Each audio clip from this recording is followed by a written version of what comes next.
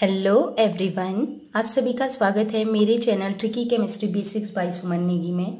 आज हम पढ़ने जा रहे हैं विद्युत रसायन भाग 17, जिसमें हम पढ़ेंगे विद्युत रासायनिक श्रेणी के अनुप्रयोग। तो मीन्स आज हम पढ़ने जा रहे हैं एप्लीकेशन ऑफ इलेक्ट्रोकेमिकल सीरीज, जो मैंने ट्रिक भी आपको बताई थी। उसके बाद इलेक्ट्रोकेमिकल सीरीज, विद्युत रासायनिक श्रेणी के लक्षण, कैरेक्टरिस्टिक्स बताई थे। तो आज का टॉपिक हमारा है एप्लीकेशन, या इसके क्या क्या यूज हैं। ठीक है, बोर्ड एग्जाम में 5 मार्क्स का क्वेश्चन आया हुआ है, बहुत इंपॉर्टेंट है कॉम्पिटिटिव एग्जाम के लिए भी, बीएससी स्टूडेंट्स के लिए भी। और इफ ये वीडियोस आपको इंग्लिश में चाहिए तो इसकी ऑलरेडी मैंने वीडियो अपलोड की हैं, आई बटन पे जाके वीडियोस देखें। और इससे प्रीवियस वाली जो 16 वीडियो है, अगर आपने नहीं देखी है तो प्लीज आई बटन पे उसका भी लिंक दिया हुआ है, प्लेलिस्ट डाली हुई है, तो आप जरूर उसको देखें। तो स्टार्ट करते हैं। तो कुछ एप्लीकेशन है जो विद्युत रासायनिक श्रेणी मैंने आपको बताया था कि मानक अपचयन विभव के बढ़ते क्रम में रखी गई है। ठीक है, विभिन्न तत्वों का मानक अपचयन विभव निकाला गया, उसके बाद उनको इस तरीके से अरेंज किया गया कि कम अपचयन विभव वाले को पहले रखा गया, धीरे धीरे आगे को बढ़ते हुए क्रम में रखा गया। ठीक है, तो उसके एप्लीकेशन में आते हैं। सबसे पहला एप्लीकेशन है धातुओं का धन विद्युती गुण। ठीक है, इसको इंग्लिश में बोलते हैं धन विद्युती लक्षण को इलेक्ट्रोपॉजिटिव कैरेक्टर। देखिए, कोई भी धातु को जो धातु है, धातु में इलेक्ट्रॉनों का समुद्र पाया जाता है। मतलब ये माना जाता है कि धातुओं में बहुत ज्यादा इलेक्ट्रॉन पाए जाते हैं। ठीक है, और ये कहा था ड्रूडो लोरेंज ने, उन्होंने दी थी इलेक्ट्रॉन समुद्र सिद्धांत। ठीक है, इलेक्ट्रॉन सी थ्योरी उन्होंने दी थी। उन्होंने बोला था कि धातु के पास असंख्य संख्या में इलेक्ट्रॉन पाए जाते हैं और इस प्रकार से पाए जाते हैं जैसे समुद्र होता है, बिल्कुल समुद्र की तरह। ठीक है, तो धातुओं का इलेक्ट्रॉन बहुत ज्यादा पाए जाते हैं तो वो क्या है, अमीर हैं। तो उनमें कौन सा गुण होगा, दान करने का।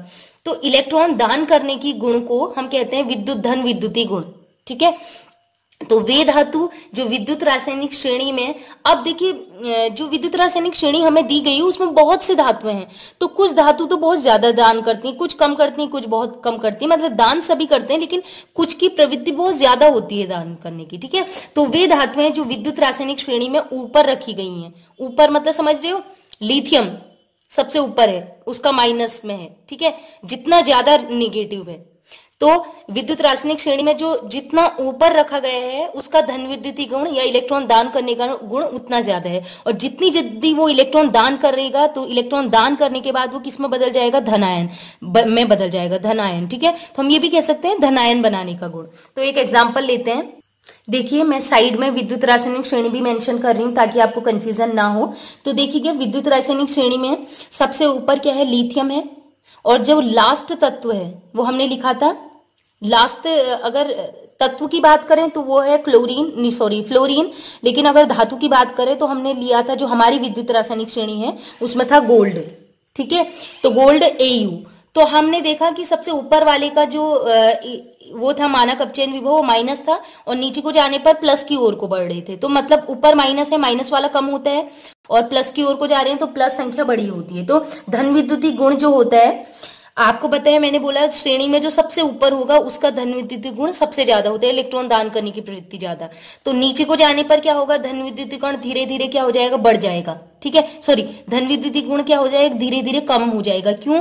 क्योंकि मैंने एक तरीका और कहा, एक तो विद्युत रासायनिक श्रेणी में जो ऊपर होगा उसका धन विद्युती गुण ज्यादा, नीचे वाले का कम, एक तो ये तरीका। इसके अलावा जो ऊपर वाले है उस पर माइनस है, तो जितना ज्यादा माइनस होगा उतना धन विद्युती होगा, और जितना कम माइनस, नीचे को ओर को जाएंगे तो कम माइनस कम होता जाएगा और धीरे धीरे प्लस में बदल जाएगा, तो वो धन विद्युती गुण कम हो जाएगा। मतलब इतना दिमाग में रखिए कि माइनस में अगर वैल्यू जितनी ज्यादा है माइनस में, उतना ज्यादा इलेक्ट्रॉन दान करने की या धन विद्युती या इलेक्ट्रोपॉजिटिव कैरेक्टर उतना ज्यादा। एग्जाम्पल लेते हैं। देखिए, यहां मैंने लिखाया है भी ट्रिक, जितना ऊपर होगा उसका E0 उतना ज्यादा निगेटिव, और जितना ज्यादा निगेटिव होगा उतना धन विद्युती गुण ज्यादा, इलेक्ट्रॉन दान करने की क्षमता, कैटायन बनाने की क्षमता, धनायन बनाने की क्षमता। जितना नीचे होगा उसका E0 क्या होगा, कम ऋणात्मक होगा, कम ऋणात्मक भी कह सकते हैं, और नीचे को जाने में धन की ओर को बढ़ते हैं या अधिक धनात्मक। ठीक है, तो इसके कारण क्या होता है, जितना नीचे होगा या जितना कम ऋणात्मक होगा वो उसका धन विद्युती गुण उतना ही कम होगा। ठीक है, एक एग्जांपल है, ये है lithium, potassium, sodium, magnesium, zinc. इनको धन विद्युती गुण के बढ़ते हुए क्रम में लगाना है। तो जैसे कि हमें पता है कि ट्रिक थी हमारे पास, ले के सबसे पहले ट्रिक में हमारा कौन आ रहा है, लिथियम। तो सबसे ज्यादा जो धन विद्युतीय गुण होगा वो लिथियम का, जो हमारी ट्रिक में सबसे पहला आएगा शब्द वो सबसे ऊपर होगा, लिथियम, उससे कम, ठीक है। इसका सबसे ज्यादा होगा धन विद्युतीय गुण क्योंकि श्रेणी में सबसे ऊपर है। बालासर का नाम आ गया, मंगल mg आ गया, मैं जम Zn। तो सबसे कम इन एग्जाम्पल में Zn का सबसे कम होगा क्योंकि हमारी ट्रिक में लास्ट में आ रहे हैं और हमारी ट्रिक में सबसे पहले शब्द आया है लेके, लिथियम, इसलिए सबसे ऊपर होगा, ठीक है। और जो सबसे ऊपर उसका E0 सबसे ऋणात्मक और सबसे ऋणात्मक तो सबसे ज्यादा धन विद्युतीय लिथियम होगा। ऐसे ही नेक्स्ट एग्जांपल है, जैसे एक आपको दिया है ABCD, ठीक है। ए कोई तत्व है, उसका E0 दिया है, अब चयन विभव -2.71, बी का दिया -2.37, -1.66 और डी का दिया -0.76। और हमें पता है, अब तत्व नहीं दिए, हमें पता नहीं है तत्व कौन, इसके E0 अब चयन विभव दिए हैं। तो मैंने कहा था जितना ज्यादा निगेटिव में मान होगा, तो निगेटिव सभी मान निगेटिव है, सबसे ज्यादा मान कौन सा है निगेटिव में, ये वाला। तो जिसका मान सबसे ज्यादा निगेटिव उतना ज्यादा उसका धन विद्युतीय गुण ज्यादा, इसका और कम, इसका और कम और इसका सबसे कम। दिख रहा है आपको, यहाँ को अगर हम जा रहे हैं इधर से इधर की ओर को जा रहे हैं तो माइनस में मान बढ़ता जा रहा है। जितना ज्यादा माइनस में मान होगा, अधिक ऋणात्मक मान होगा, उतना ज्यादा उसका क्या होगा, धन विद्युतीय गुण। नेक्स्ट पॉइंट है, नेक्स्ट एप्लीकेशन, अधातुओं का ऋण विद्युतीय गुण। जैसे धातु का होता है इलेक्ट्रॉन दान करने का गुण, वैसे अधातु गरीब माने जाते हैं तो वो इलेक्ट्रॉन ग्रहण करते हैं। धातु दान करते हैं, अमीर हैं, अधातु इलेक्ट्रॉन ग्रहण करते हैं, ठीक है। तो उसको बोलते हैं ऋण विद्युतीय गुण को इलेक्ट्रोनिगेटिव करेक्टर, मतलब इलेक्ट्रॉन ग्रहण करने की क्षमता। तो इलेक्ट्रॉन ग्रहण करने की क्षमता को ऋण विद्युतीय गुण या इलेक्ट्रोनिगेटिव करेक्टर कहते हैं। तो जो अधातु होते हैं वो क्या होते हैं, इलेक्ट्रॉन ग्रहण करने की क्षमता ज्यादा रखते हैं। तो वे अधातु, वहां बोला था धातुओं में दान करने का गुण है, अधातु में इलेक्ट्रॉन ग्रहण करने का गुण होता है। वे अधातु, आपको एक ट्रिक याद करनी है, धातु अधिकतर ऊपर रखे गए हैं, इसलिए जितना ऊपर है उतना ज्यादा उसका धात्विक गुण, धन विद्युतीय गुण ज्यादा है। वैसे अधातु श्रेणी में सबसे नीचे रखे गए हैं, तो अधातु वो अच्छा जो श्रेणी में नीचे होगा, आपको बस ये ध्यान रखना है। अधातु नीचे और धातु ऊपर रखे गए हैं, तो जितना नीचे जाओगे उतना ज्यादा ऋण विद्युतीय गुण ज्यादा होगा। मतलब श्रेणी में जो सबसे नीचे रखा गया तत्व है, मतलब जिसका E0 अपचयन विभव ज्यादा धनात्मक है, जितना नीचे जाओगे उतना धनात्मक गुण बढ़ेगा। तो जितना ज्यादा E0 का मान जितना ज्यादा धनात्मक होगा, उसका ऋण विद्युतीय मतलब इलेक्ट्रॉन ग्रहण करने की क्षमता उतनी ही ज्यादा होगी। तो एग्जाम्पल है I2Br2Cl2F2। देखिएगा श्रेणी में जब आप जाएंगे, ठीक है, वो ट्रिक भी आप यूज करेंगे, तो उसमें आयोडीन, ब्रोमीन, ठीक है, हेजल आज बारात में वो थी, आप ट्रिक देख लीजिए, यहाँ पर मैं ट्रिक मेंशन कर दे रही हूँ, देख लीजिए, ठीक है। तो उसमें सबसे पहले आयोडीन मिल रहा है ट्रिक में, उसके बाद ब्रोमीन मिल रहा है, क्लोरीन मिल रहा है और फ्लोरीन सबसे लास्ट में मिल रहा है। तो सबसे नीचे कौन होगा, फ्लोरीन, और जो सबसे नीचे होगा उसका E0 सबसे ज्यादा धनात्मक, इसका मान थोड़ा कम धनात्मक, इसका और कम धनात्मक, इसका कम। तो इधर को जाने पर, नीचे को जाने पर धनात्मक गुण बढ़ रहा है, ठीक है, धनात्मक E0 बढ़ रहा है। तो जितना ज्यादा E0 धनात्मक होगा, तत्व जितना नीचे होगा श्रेणी में, उतना ज्यादा उसका क्या होगा, उतना ज्यादा उसका ऋण विद्युतीय गुण, मतलब इलेक्ट्रॉन ग्रहण करने की क्षमता। तो आपको पता है सबसे ज्यादा इलेक्ट्रोनिगेटिव कौन होता है, फ्लोरीन होता है। हमने पढ़ा है ना ये चीज 11th में भी कि जो आवर्त सारणी है उसमें सबसे ऋण विद्युतीय, सबसे मोर इलेक्ट्रोनिगेटिव ग्रुप कौन है, एलिमेंट कौन है, फ्लोरीन। तो नेक्स्ट है एप्लीकेशन, धातुओं की क्रियाशीलता, ठीक है, या इंग्लिश में कह सकते हैं इसकी केमिकल रिएक्टिविटी।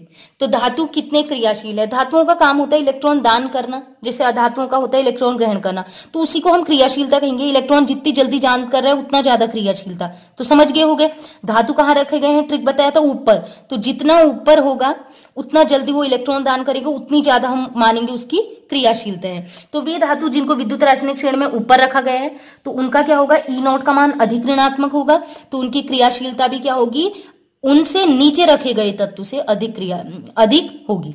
ऊपर वाला तत्व ज्यादा क्रियाशील होगा, नीचे वाला धातु कम क्रियाशील, आपको बस ये ध्यान रखना है, ठीक है। तो और ऊपर से नीचे जाने पर क्या होगा, सबसे ऊपर वाला ज्यादा क्रियाशील है, नीचे वाला कम, नीचे वाला और कम, तो क्रियाशीलता नीचे को जाने पर घटेगी, ठीक है। तो जैसे कि एग्जाम्पल है lithium, barium, calcium, magnesium, Fe, इसके मान दिए गए हैं। और वैसा भी हम जानते हैं कि जितना ज्यादा ऋणात्मक मान होगा E0 का मान, उतनी ज्यादा क्रियाशीलता होगी। तो हम ट्रिक लगाते हैं, अभी तो तत्व हमें पता है ना, लिथियम सबसे पहले आ रहा है ट्रिक में, मतलब ये सबसे पहले मिलेगा, जो सबसे पहले मिलेगा वो श्रेणी में ऊपर होगा, ऊपर है तो क्रियाशीलता ज्यादा। बाला सर का नाम मंगल में जमकर पानी आया, आया आया मतलब आयरन, Fe, ठीक है। एक तो ऐसे देख लिया ट्रिक से। और इसके माइनस आई मान को जैसे जैसे माइनस आई में जैसे जैसे माइनस में मान बढ़ेगा, माइनस में ई नॉट का मान देखिए 0.44, ये माइनस 2.37, ये और बढ़ गया 2.87, ये और बढ़ गया 2.90, ये और बढ़ गया 3.04। तो इधर को जाने पर माइनस में मान बढ़ रहा है, अधिक ऋणात्मक हो रहा है ई नॉट का मान, इसलिए क्रियाशीलता भी ज्यादा होगी। तो टॉप वाला जो है जिसका माइनस में मान सबसे ज्यादा, उसकी क्रियाशीलता सबसे ज्यादा। नेक्स्ट है एग्जाम्पल वही दिए हैं ABCD करके, जितना ज्यादा माइनस होगा उतनी क्रियाशीलता ज्यादा होगी। तो माइनस में सबसे बड़ा मान ये वाला है माइनस में, ठीक है, माइनस में ये है तो इसकी रासायनिक क्रियाशीलता सबसे ज्यादा, इसकी तुलना में ये कम, ये माइनस है। अब इसके बाद प्लस में मान शुरू हो रहे हैं, प्लस में मान जैसे जैसे बढ़ेगा क्रियाशीलता कम होगी, ठीक है। इसके बाद माइनस के नजदीक कौन है, ये वाला मान, ये प्लस में आगे, ये भी प्लस में, ये भी प्लस में, लेकिन प्लस में कम मान होना चाहिए, तो कम है 1.20। और ये जो D है इसका मान सबसे कम होगा, इसका क्रियाशीलता, मतलब माइनस की ओर जितना जितना ज्यादा माइनस में हो उतना अच्छा, और प्लस में मान जितना कम है वो अच्छा, ठीक है। तो नेक्स्ट पॉइंट है वे अधातु जिन्हें विद्युत, नेक्स्ट जो एप्लीकेशन है वो है अधातुओं की क्रियाशीलता। वे अधातु, ठीक है, जैसे धातुओं की क्रियाशीलता थी, धातु वो अच्छा जो श्रेणी में ऊपर है, वैसे मैंने बताया था अधातु वो अच्छा जो श्रेणी में नीचे है, क्योंकि अधातु जस्ट उल्टा होता है धातु का। तो वे अधातु जो विद्युत रासायनिक श्रेणी में क्या होंगे, नीचे रखे गए हैं, ठीक है। जितना नीचे होगा उसकी क्रियाशीलता उतनी ही ज्यादा। तो हम क्या कह सकते हैं, जब ऊपर से हम नीचे जाते हैं तो क्या होगा, अधातुओं की क्रियाशीलता क्या हो रही है, बढ़ रही है। जितना नीचे जाएंगे उतनी क्रियाशीलता ज्यादा होगी। तो ये लिखा हुआ है एग्जाम्पल है आयोडीन, ब्रोमीन, क्लोरीन, फ्लोरीन। तो ट्रिक के अनुसार, ठीक है, आप ट्रिक भी देख लीजिए, साइड में मैं ट्रिक भी मेंशन कर रही हूँ ताकि आपको कंफ्यूजन ना हो। तो इसमें देखिएगा आयोडीन ट्रिक में पहले आ रहा है, ब्रोमीन बाद में आ रहा है, क्लोरीन और बाद में आ रहा है, फ्लोरीन लास्ट में आ रहा है, फरार, ठीक है। तो जितना बाद में आएगा नाम, जितना नीचे आएगा नाम, उतनी ज्यादा उसकी क्या होगी, क्रियाशीलता। तो फ्लोरीन लास्ट में आया, क्लोरीन थोड़ा पहले आ गया था, ठीक है। तो जैसे जैसे नीचे को जाएंगे क्रियाशीलता बढ़ेगी। और वैसे भी देखिए ई नॉट का मान जितना ज्यादा धनात्मक होगा उतनी ज्यादा क्रियाशीलता। तो धन में सबसे कम मान इसका, इसका ज्यादा और इसका सबसे ज्यादा। तो जैसे जैसे हम धन की ओर अधिक धनात्मक मान होता जाएगा ई नॉट का, उतनी ज्यादा क्रियाशीलता, ठीक है। तो नेक्स्ट एप्लीकेशन है अपचायक क्षमता की तुलना। अब हम क्या करेंगे, अपचायक क्षमता को इंग्लिश में बोलते हैं रिड्यूसिंग पावर, ठीक है। रिड्यूसिंग पावर को हम कंपेयर कर सकते हैं, ठीक है। दो तत्व दिए हैं दोनों की, किसकी अपचायक क्षमता ज्यादा है। तो देखिए अपचायक जो है, मैंने पहले भी आप ट्रिक से बोला था, ट्रिक से बताया था कि अपचायक वो पदार्थ होता है जो इलेक्ट्रॉन त्यागता है, ठीक है, इलेक्ट्रॉन दान करता है। तो इलेक्ट्रॉन कितना आसानी से वो दान कर रहा है, वो उसकी अपचायक क्षमता कहलाती है। तो इलेक्ट्रॉन त्यागने की क्षमता, कितनी आसानी से वो इलेक्ट्रॉन दान कर रहे हैं, त्याग रहे हैं, उसको बोलते हैं अपचायक क्षमता। विद्युत रासायनिक श्रेणी में इलेक्ट्रॉन दान कौन करेगा, जो अमीर होगा। अमीर कौन होते हैं, धातु, और धातु कहाँ रखे गए हैं, ऊपर। तो अभी मैंने बताया था जितना ऊपर होगा धात्विक गुण ज्यादा, इलेक्ट्रॉन दान करने की क्षमता, तो उसकी अपचायक क्षमता भी ज्यादा। हम कह सकते हैं विद्युत रासायनिक श्रेणी में जो तत्व ऊपर रखा गया है उसकी जो अपचायक क्षमता होगी वो क्या होगी, नीचे वाले तत्व की तुलना में ज्यादा होगी। और जैसे जैसे हम नीचे जाएंगे अपचायक क्षमता या इलेक्ट्रॉन दान करने का गुण क्या हो जाएगा, कम होता जाएगा, ठीक है। रासायनिक श्रेणी में ऊपर से नीचे जाने पर अपचायक क्षमता या इलेक्ट्रॉन दान करने की क्षमता घटती जाती है। तो एग्जाम्पल है लिथियम, पोटेशियम, सोडियम, मैग्नीशियम। तो ट्रिक में हमें जो सबसे पहला मिलेगा वो क्या होगा, सबसे ऊपर होगा, और जो ऊपर होगा उसकी अपचायक क्षमता या इलेक्ट्रॉन दान करने की क्षमता ज्यादा होती है, ठीक है। तो ट्रिक में है लेके, लिथियम सबसे पहले आया, इसकी अपचायक क्षमता सबसे ज्यादा, के थोड़ा कम, बालासर का नाम और पीछे आया मंगल, ये इन सभी में सबसे कम किसकी होगी, मैग्नीशियम की, क्योंकि सबसे नीचे है। और सबसे ज्यादा किसकी होगी, लिथियम की। ये तो बात हो गई ट्रिक से। अगर आपको ABCD करके इसके मान दिए हो माइनस में, ठीक है, माइनस प्लस में, तो आपको पता है कि जितना ज्यादा माइनस में मान होगा वो सबसे पहले मिलेगा हमें श्रेणी में, ठीक है। सबसे पहले जो रखे गए हैं वो माइनस में मान है, तो जितना ज्यादा माइनस में मान उतनी ज्यादा अपचायक क्षमता। तो आपने देखा ये दो माइनस में, ये प्लस में है, तो इसका तो सबसे कम होगा, मान के चलो प्लस में नहीं होना चाहिए, माइनस में होना चाहिए मान। अब इन दोनों में से माइनस में मान किसका ज्यादा है, इसका 2.87, इसका 2.37, तो माइनस में ये वाला मान ज्यादा है, तो इसकी अपचायक क्षमता ज्यादा, इसकी कम। और प्लस का तो सबसे कम होगा ही होगा, नीचे को जाने पर घटती जाती है, ठीक है, प्लस की ओर जाने पर घटती जाएगी, ठीक है। तो नेक्स्ट एप्लीकेशन है ऑक्सीकारक क्षमता की तुलना, हम ऑक्सीकारक जैसे अपचायक क्षमता की तुलना कर सकते हैं, वैसे ऑक्सीकारक क्षमता की भी तुलना कर सकते हैं। अब समझ गए, अपचायक कौन होता है? जो धातु होता है जिसमें इलेक्ट्रॉन दान करने का गुण होता है। वैसे ऑक्सीकारक कौन होता है? जिसमें इलेक्ट्रॉन ग्रहण करने की क्षमता, जितना जल्दी इलेक्ट्रॉन ग्रहण करेगा उतना ज्यादा अच्छा ऑक्सीकारक। ठीक है, तो अब इलेक्ट्रॉन ग्रहण कौन करता है? तो बताया था जैसे दान कौन करता है? अमीर धातु, वैसे ही इलेक्ट्रॉन ग्रहण कौन करता है? गरीब, मीन्स अधातु। ठीक है, इलेक्ट्रॉन ग्रहण करने की क्षमता ऑक्सीकारक क्षमता कहलाती है। और जैसे कि आपको बताया अपचायक अच्छा कौन? जो श्रेणी में ऊपर है, वैसे ऑक्सीकारक अच्छा कौन? जो श्रेणी में नीचे है। मतलब समझ गए ना, विद्युत रासायनिक श्रेणी में जैसे जैसे नीचे जाएंगे उसकी ऑक्सीकारक क्षमता बढ़ती जाएगी। मतलब जितना ज्यादा ई नॉट का मान धनात्मक की ओर हम जाएंगे, नीचे को जाएंगे, तो उतनी ज्यादा उसकी ऑक्सीकारक क्षमता बढ़ती जाएगी। तो ये है, आप देख सकते हैं उनकी ऑक्सीकारक क्षमता ऊपर से नीचे जाने, नीचे रखे गए तत्वों की अधिक होती है, नीचे वाले तत्वों की ज्यादा होगी, ऊपर वालों की कम। यह धातु की बात है। अतः विद्युत रासायनिक श्रेणी में ऊपर से नीचे जाने पर ऑक्सीकारक क्षमता बढ़ती जाती है। जैसे जैसे ई नॉट का मान धनात्मक होता जाएगा, अपचायक क्षमता ऑक्सीकारक क्षमता बढ़ेगी। तो I2, Br2, Cl2, F2 आपको दिया है। वैसे तो जनरली में ट्रिक से पता है, सबसे नीचे श्रेणी में कौन होता है? फ्लोरीन। किसकी ऑक्सीकारक क्षमता सबसे ज्यादा? क्लोरीन थोड़ा ऊपर होता है, ब्रोमीन और ऊपर होता है। तो जैसे जैसे नीचे जाएंगे ऑक्सीकारक क्षमता बढ़ेगी, लेकिन इसके पॉजिटिव मान से भी देखेंगे, जितना ज्यादा ई नॉट का मान पॉजिटिव उतनी ज्यादा उसकी वो क्या होगी? ऑक्सीकारक क्षमता। इसका प्लस मान कम है, इसका थोड़ा ज्यादा, इसका और ज्यादा, और इसका सबसे ज्यादा, तो इधर को जाने पर ऑक्सीकारक क्षमता बढ़ेगी। तो ये हमारा हो गया क्वेश्चन। अब आते हैं नेक्स्ट एप्लीकेशन में, 7वां, वो है धातुओं के विस्थापन का ज्ञान। इससे हमें पता चल सकता है, ये 10th में भी था, 11th में भी था, क्या ये धातु इस धातु को इसके विलयन से हटा पाएगी। इवन ये बोर्ड एग्जाम में भी ये क्वेश्चन आया है, तो ये इंपोर्टेंट है। मैंने स्टार लगाए हुए, 12th वाले स्टूडेंट नोटिस इसको ध्यान से देखेगा, और साथ ही बीएससी वालों के लिए भी। ठीक है, तो क्या एक धातु दूसरे धातु को उसके विलयन से हटा पाती, ये चेक करने के लिए। तो आपको मैंने बताया था धातु क्या है? धातु रखी गई है श्रेणी में ऊपर, तो जितनी ऊपर रखी जाएगी धातु उतनी ज्यादा वो पावरफुल मानी जाएगी, स्ट्रॉन्ग। और धातु जो नीचे होगी वो उसकी तुलना में वीक होगी। तो वे धातु जो विद्युत रासायनिक श्रेणी में ऊपर रखे गए हैं वो पावरफुल हैं, तो वो क्या करेंगे? और उससे नीचे रखे वाले क्या है? वीक हैं। तो पावरफुल वाला वीक को, मतलब जो ऊपर वाला धातु है नीचे वाले धातु को, उसको आसानी से हटा सकता है, विस्थापित कर सकता है। जैसे जिंक और कॉपर सल्फेट, ये जिंक है अकेले, कॉपर सल्फेट सल्फेट के साथ जुड़ा है। अब एक धातु जिंक है, एक धातु कॉपर है। अब हम देखते हैं कौन श्रेणी में ऊपर है। तो हमारी ट्रिक में लेके बालासर का नाम मंगल में पानी जम, जड़ेन आ गया ना, तो ये क्या है? पहले आ रहे हैं ट्रिक में, हमारी नाम पहले आ रहा है, तो ये क्या है? स्ट्रॉन्ग है। ट्रिक के लिए लिखे स्ट्रॉन्ग। और कॉपर अभी तक नहीं आया, मतलब ये इसके जस्ट नीचे ही होगा, जमकर आया, CD को नहीं सुना, फिर हंसना क्यों, ये बहुत बाद में आ रहा है, तो इसकी तुलना में वीक है। तो आसान सी ट्रिक है, क्या स्ट्रॉन्ग वाला वीक को हटा पाएगा यहां से? यस, स्ट्रॉन्ग वाला वीक को हटा सकता है। तो Zn इसके साथ जुड़ जाएगा और यहां से कॉपर अकेला हो जाएगा। ठीक है, ऐसे Fe और कॉपर में से हम देखते हैं कौन श्रेणी में ऊपर है। तो ये ट्रिक थी हमारा, पानी जमकर आया, आया फॉर आयरन, तो ये पहले आ रहा है ट्रिक में, तो ये स्ट्रॉन्ग है। और हंसना क्यों आया, ये श्रेणी में, मतलब ट्रिक में बहुत बाद में आ रहे हैं, तो ये इसकी तुलना में वीक है। तो यहाँ पर भी क्या स्ट्रॉन्ग वाला वीक को हटा पाएगा? हाँ, आसानी से हटाएगा। सी यहां से निकल जाएगा, तो Fe जुड़ जाएगा इसके साथ, FeSO4, और कॉपर यहां से बाहर निकल जाएगा। अब देखते हैं नेक्स्ट एग्जाम्पल।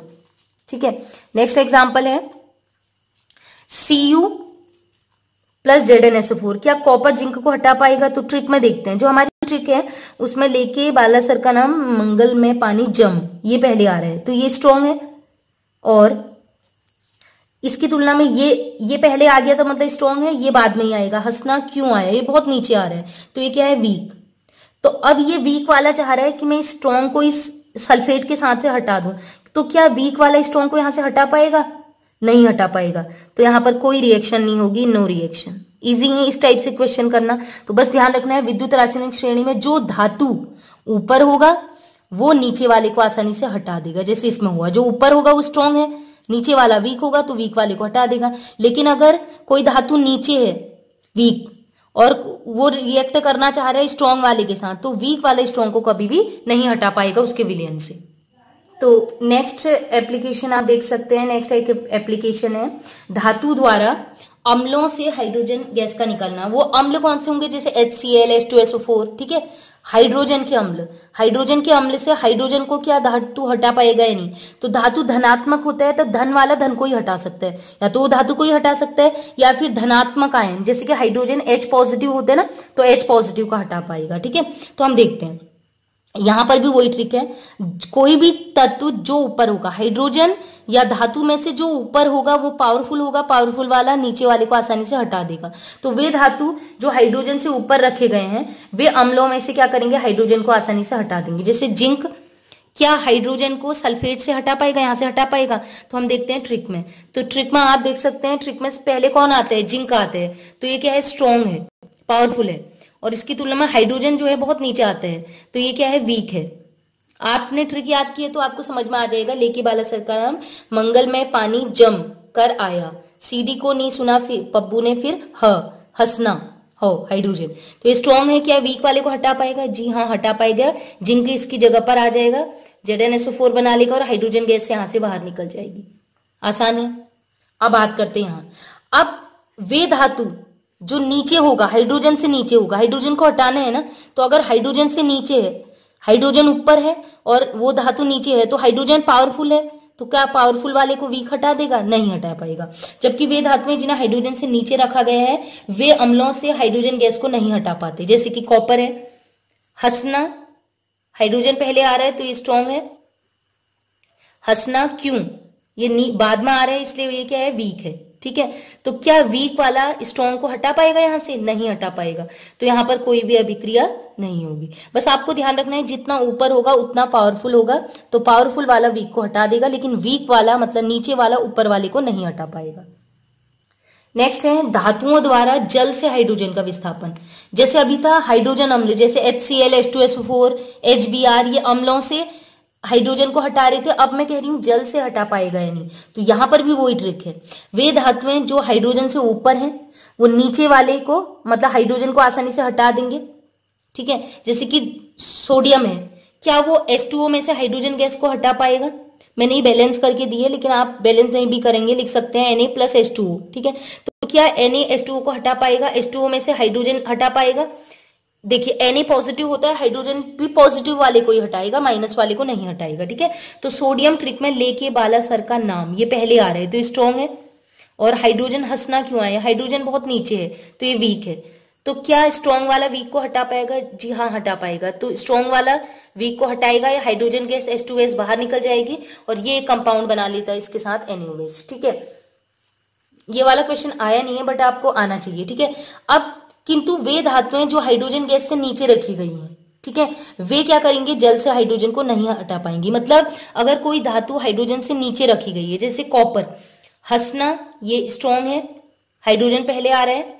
हंसना क्यों, देखिए हाइड्रोजन जो है ये H पॉजिटिव के रूप में निकल रहा है, H2 गैस के रूप में निकल रहा है। ये वो वाला हाइड्रोजन H2O नहीं है कि पानी वाला नहीं है, ये दूसरा है जहां पर मैंने हाइड्रोजन लिखा था उसका इलेक्ट्रोड विभव कितना होता है 0.00, वो वाला हाइड्रोजन है। तो कॉपर यहाँ पर H पॉजिटिव है, स्ट्रॉन्ग क्योंकि ये पहले आ रहा है, और ये हंसना क्यों ये बाद में आ रहा है, तो ये क्या है, वीक। तो क्या वीक वाला स्ट्रॉन्ग को हटा पाएगा? नहीं, तो ये अभिक्रिया ही नहीं होगी।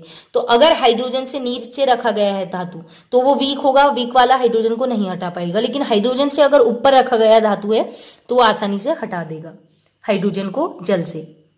नेक्स्ट एप्लीकेशन है अधातुओं द्वारा धातु का विस्थापन। ठीक है, तो इसमें भी सिंपल है, वे अधातु, ठीक है, अब अधातुओं की बात चल रही है। जैसे धातु वो अच्छे जो सीरीज में ऊपर हैं, वैसे अधातु वो अच्छे हैं जो श्रेणी में सबसे नीचे हैं। तो वे अधातु जो विद्युत रासायनिक श्रेणी में एकदम नीचे रखे गए होंगे, जितने नीचे होंगे वो क्या करेंगे, पावरफुल होंगे।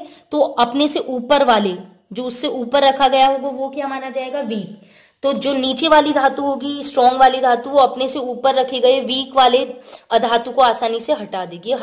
अधातु की बात हो रही, जैसे क्लोरीन Cl निगेटिव होता है, ये आयोडीन निगेटिव होता है। ठीक है, इसमें ये नहीं कि क्लोरीन K को हटा देगा, Cl जो होता है हमें पता है निगेटिव है, तो ये निगेटिव वाले को ही हटाएगा। तो ट्रिक के अनुसार आयोडीन जो है श्रेणी में पहले आ रहे हैं, आया, ठीक है, तो आयोडीन पहले आ रहे हैं, तो ये इस समय अधातु की बात हो रही। तो अधातु क्या होता है, जो ऊपर होगा श्रेणी में अधातु वो वीक होगा, और जो नीचे होगा वो पावरफुल। तो क्लोरीन बाद में आते हैं, ट्रिक में बहुत नीचे आते हैं, तो ये स्ट्रॉन्ग है। तो क्या स्ट्रॉन्ग वाला वीक को हटा पाएगा? जी हाँ, आसानी से हटा लेगा।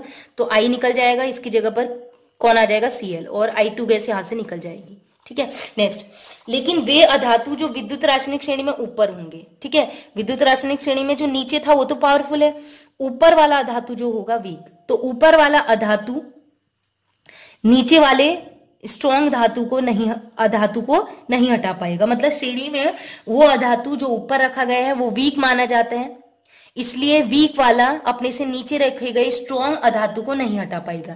जैसे आयोडीन और Cl की अगर हम बात करें तो ट्रिक के अनुसार आयोडीन पहले आ रहा है, जो पहले आ रहा है अधातु वो क्या होगा? वीक होगा। अधातु में उल्टा हो जाता है, धातुओं का जस्ट उल्टा। ठीक है, धातु में वो अच्छा जो जिसका नाम पहले आ रहा था, जो ऊपर था वो स्ट्रॉन्ग था, यहाँ उल्टा होता है, जो पहले आएगा वो वीक हो जाएगा, और जो ट्रिक में नाम लास्ट में आ रहा है, क्लोरीन का नाम इसके बाद आता है, तो ये क्या हो जाएगा? स्ट्रॉन्ग। तो यहाँ पर ट्रिक है, क्या स्ट्रॉन्ग वाला क्या वीक वाले स्ट्रॉन्ग को हटा पाएगा? नहीं। तो यहाँ पर कोई रिएक्शन नहीं होगी, नो रिएक्शन। नेक्स्ट है धातु ऑक्साइडों पर ऊष्मा का प्रभाव। अगर धातु ऑक्साइड अगर आप ले रहे हैं तो अगर उसको गर्म करें, ताप दें, हीट करें, ठीक है, तो धातु ऑक्साइड क्या टूटेंगे या नहीं टूटेंगे? ठीक है, तो मरकरी इसके लिए है, ये एक्सपेरिमेंट से प्रूव हुआ है, ये कोई थ्योरेटिकल नहीं है, एक्सपेरिमेंट से देखा गया है। तो इन्होंने देखा है, साइंटिस्ट ने एक्सपेरिमेंट करके, जो मरकरी है Hg या इससे जो नीचे रखे गए तत्व हैं, उन्होंने बोला कि ये गर्म करने पर क्या हो जाते हैं? अपघटित हो जाते हैं। Hg मरकरी, हेजल आज ट्रिक थी ना, हेजल आज वाला, तो Hg और Hg से नीचे रखे गए जो धातु के ऑक्साइड होंगे वो क्या करेंगे? उनको जैसे हम गर्म करेंगे, ताप देंगे, तो वो विघटित हो जाएंगे। जैसे HgO है, ठीक है, टूटने पर ये क्या बनाएगा? 2Hg अलग हो जाएगा, ठीक है, विघटित हो जाएगा और O2 गैस निकल जाएगी। ऐसे Hg से नीचे रखा है Ag, तो Ag2O, इसको गर्म करेंगे तो ये भी Ag अलग हो जाएगा और O2 गैस अलग हो जाएगी। ठीक है, कितने Ag हैं? 4 Ag, बैलेंस आप कर लेंगे। ठीक है, अब लेकिन अगर Hg से ऊपर का तत्व है कोई, तो वो विघटित नहीं होगा, वो स्ट्रॉन्ग होते हैं, वो विघटित नहीं होते। जबकि मरकरी से ऊपर रखे गए तत्वों के ऑक्साइड गर्म करने पर अपघटित नहीं होते। जो मरकरी से ऊपर रखे गए वो स्ट्रॉन्ग है तो वो टूटते नहीं है। जैसे मरकरी से ऊपर है HCuO, तो ये विघटित नहीं होगा, नो रिएक्शन।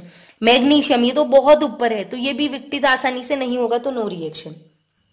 तो नेक्स्ट है एप्लीकेशन, धातु नाइट्रेट पर ऊष्मा का प्रभाव। ये भी एक्सपेरिमेंटल डेटा है, कोई धातु का नाइट्रेट बनाया है NO3 वाला, ठीक है, उसको अगर गर्म करें तो क्या होगा?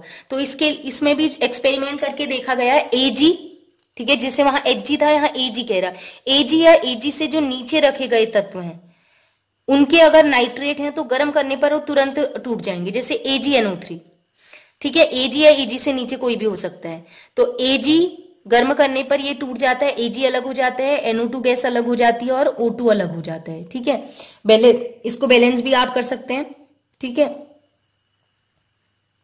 तो आप क्या करेंगे? नाइट्रोजन ऑक्सीजन यहाँ कितने हैं? 3 और यहाँ है 4, तो आगे मैं 2 लिख लेती हूँ। तो यहाँ पर ऑक्सीजन 6 हो गए, तो यहाँ भी हमें 6 करने हैं, तो 2 ऑक्सीजन ये है।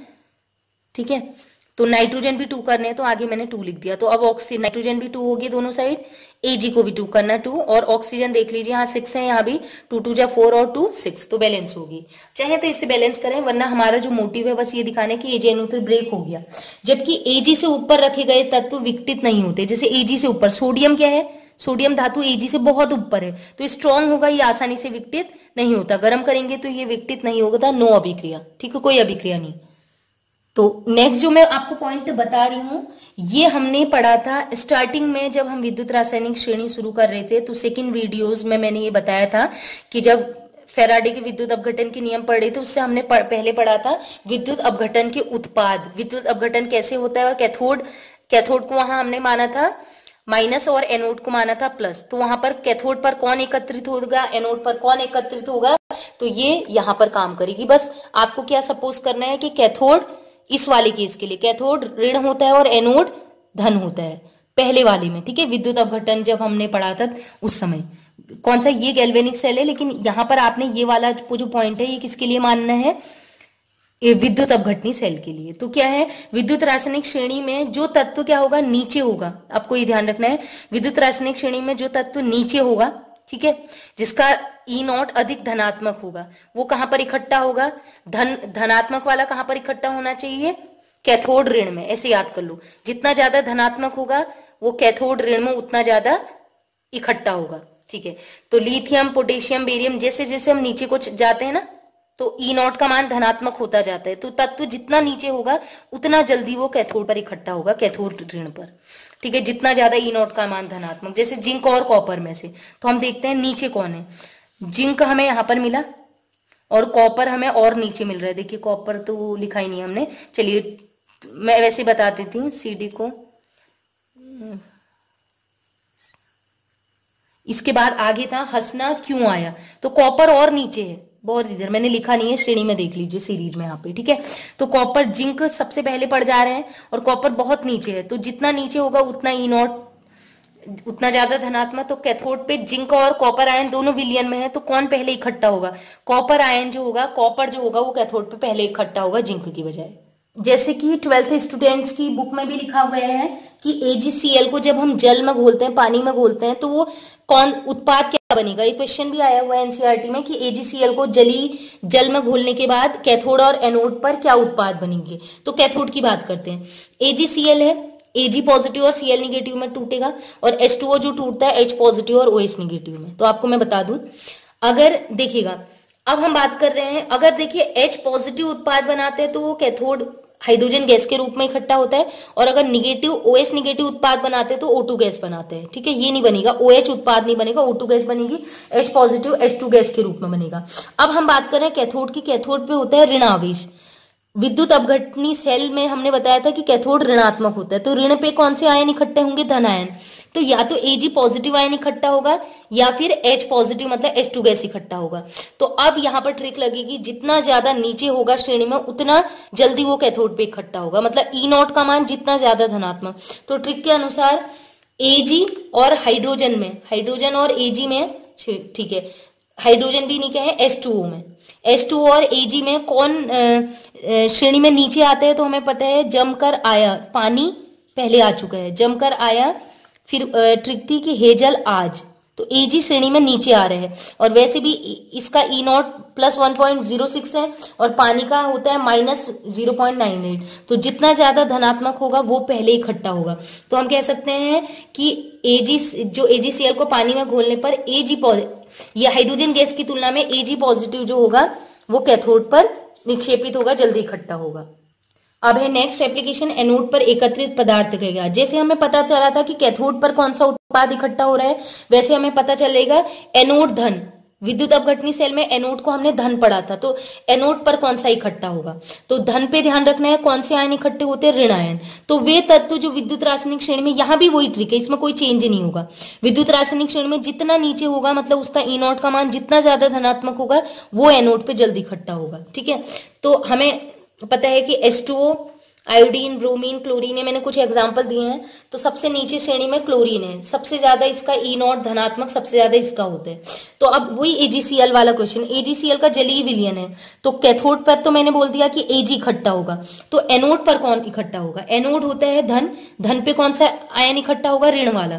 तो AgCl को घोलेंगे तो Ag पॉजिटिव और Cl निगेटिव आयन होगा, तो या तो ये Cl निगेटिव इकट्ठा होगा एनोड पर, या फिर जल का कौन सा भाग? H2O जो है दो भागों में टूटता है, H पॉजिटिव और OH निगेटिव। तो इस समय ऋण आयन जाएंगे पॉजिटिव पे, तो OH अगर यहाँ पर पहुंचे तो ये कौन से रूप में उत्पाद में मिलेगा? अभी बताया था O2, ऑक्सीजन के रूप में।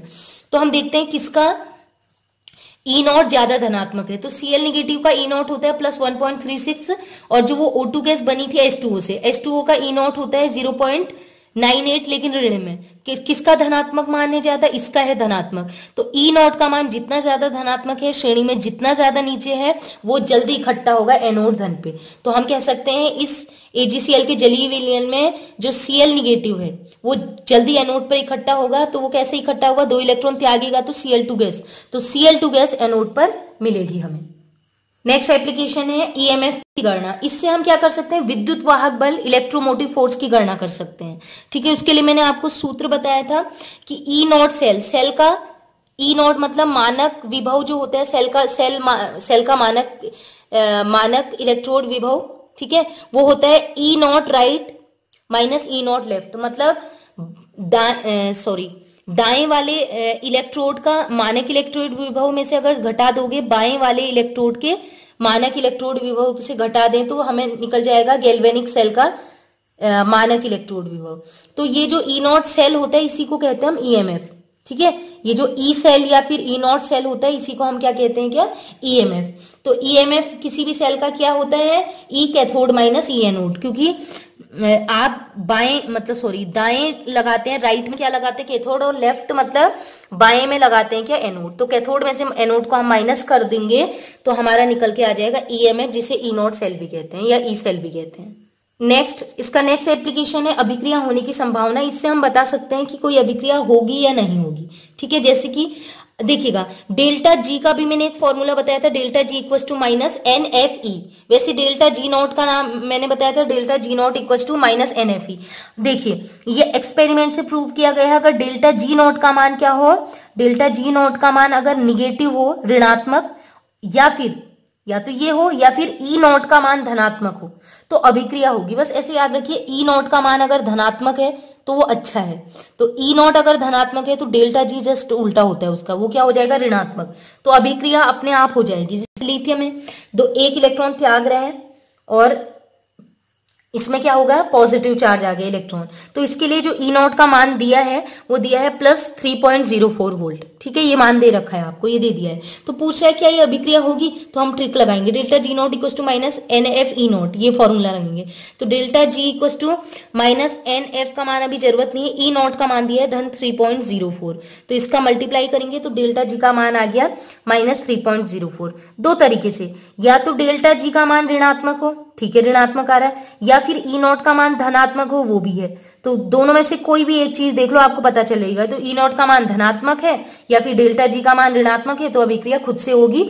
और वे अभिक्रिया जो अपने आप होती है उसको बोलते हैं स्पॉन्टेनियस अभिक्रिया। वैसे भी आपको पता है लिथियम एक धातु है और धातु का काम होता है इलेक्ट्रॉन त्यागना, और वो इलेक्ट्रॉन त्याग रहे तो मतलब अपने आप ही होगा, क्योंकि ये इसका गुण है इलेक्ट्रॉन त्यागने का, धन विद्युती गुण होता है। तो नेक्स्ट है ऐसे एक एग्जाम्पल, यदि डेल्टा जी नॉट का मान अगर धनात्मक है, अब उल्टा होगा, और ई नॉट का मान ऋणात्मक, आप बस ई नॉट का याद रखिए। ई नॉट का मान अगर नेगेटिव है तो अभिक्रिया होगी नहीं, और ई नॉट अगर नेगेटिव है तो डेल्टा जी नॉट क्या हो जाएगा, धनात्मक उल्टा। तो इस अभिक्रिया को उल्टा करके दिया है, एल आई पॉजिटिव एक इलेक्ट्रॉन ग्रहण करके एल आई बना रहे हैं, तो इसका ई नॉट का मान क्या हो जाएगा, ऋणात्मक। उस समय क्या हो रहा था, एल आई इलेक्ट्रॉन दान कर रहा था, इस समय ग्रहण कर रहा है, तो ई नॉट का मान उसका जस्ट उल्टा हो जाएगा, वहां प्लस था तो ये माइनस हो जाएगा। तो ई नॉट का मान ऋणात्मक है, तो आप इसको देखते ही आपने कह दिया कि अभिक्रिया नहीं हो सकती खुद से, ठीक है। डेल्टा जी भी निकाल लेते हैं, delta G naught equals to क्या हो जाएगा, minus N F E naught. E naught का मान यहां रख दिया तो माइनस माइनस क्या हो जाएगा, प्लस। तो डेल्टा जी का मान प्लस हो या फिर ई नॉट का मान ऋण हो तो अभिक्रिया खुद से नहीं होगी। और वैसे भी पता है जो लिथियम होता है वो धातु है, अमीर है, तो इसका गुण होता है दान करने का, ग्रहण करने का नहीं। यहाँ पर ये इलेक्ट्रॉन ग्रहण कर रहा है, इसने जस्ट उल्टा कर दिया, करना क्या चाहिए था, दान करना चाहिए था, क्योंकि वो अमीर है, लेकिन यहाँ उल्टा कर रहा है, इलेक्ट्रॉन ग्रहण कर रहा है, तो ये अभिक्रिया हो ही नहीं सकती, ठीक है। तो आज हमने बहुत सी एप्लीकेशन जो है इसके डिटेल में पढ़ी है, आई होप आपको समझ में भी आया हो, ट्रिक्स भी मैंने आपको बताई हैं, ठीक है। और जिसमें मैंने स्टार किया है वो बोर्ड एग्जाम वालों के लिए काफी इंपॉर्टेंट है। और एप्लीकेशन तो वैसे भी विद्युत रासायनिक श्रेणी आगे भी आप 12th के बाद कोई भी एग्जाम देंगे वहां भी इंपॉर्टेंट है, बीएससी वालों के लिए भी है। तो प्लीज आपसे रिक्वेस्ट है ज्यादा से ज्यादा लोगों में शेयर करें, प्लीज कमेंट जरूर करें, लाइक तो आप करते ही नहीं है, लाइक भी करें। तो आज के लिए इतना ही, keep watching and bye bye.